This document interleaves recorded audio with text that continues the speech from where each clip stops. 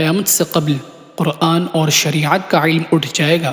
حضرت حذیفہ ابن یمان رضی اللہ تعالی عنہ فرماتے ہیں کہ رسول اللہ صلی اللہ تعالی علیہ وسلم نے فرمایا، اسلام پرانا ہو کر مٹنے کے قریب ہو جائے گا، یہاں تک کہ کسی کو بھی روزہ، نماز، قربانی اور صدقہ وغیرہ کے متعلق کسی قسم کا علم نہ رہے گا، اور اللہ کی کتاب ایک ہی رات میں ایسی غائب ہوگی کہ زمین میں اس کی آیت بھی باقی نہ رہے گی، اور انسانوں کے کچھ قبائل یا گروہ ایسے رہ جائیں گے کہ ان میں بوڑھے مرد اور بوڑھی عورتیں کہیں گی، ہم نے اپنے آباء و اجداد کو یہ کلمہ پڑھتے ہوئے سنا تھا، لا الہ الا اللہ، اس لیے ہم بھی یہ کلمہ پڑھتے ہیں۔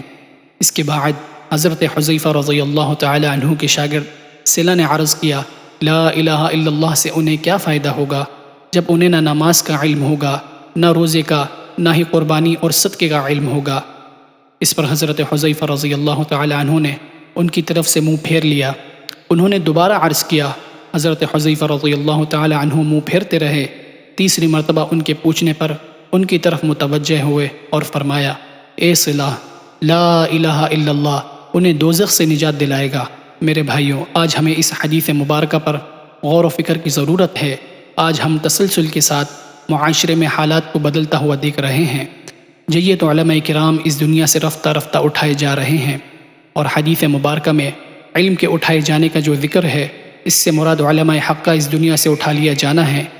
ہم میں سے ہر شخص دیکھ سکتا ہے کہ کس طرح آج کل نماز، روزہ اور قربانی جیسے اہم شرعی امور سے لوگ غافل ہوتے جا رہے ہیں، اور اس فانی دنیا کے حصول میں اس قدر مگن ہیں کہ خدائے ذوالجلال کے باغی ہوتے چلے جا رہے ہیں۔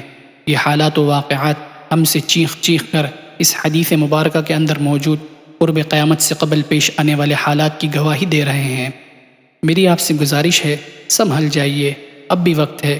اللہ رب ذوالجلال کی رسی کو مضبوطی سے تھام لیں، کہیں ایسا نہ ہو کہ ہمارا شمار بھی ان لوگوں میں ہو جائے جو بروز قیامت حسرت و ندامت سے کہیں گے، اے اللہ ہمیں ایک بار پھر دنیا میں بھیج دے کہ ہم کچھ نیک عمل کر لیں۔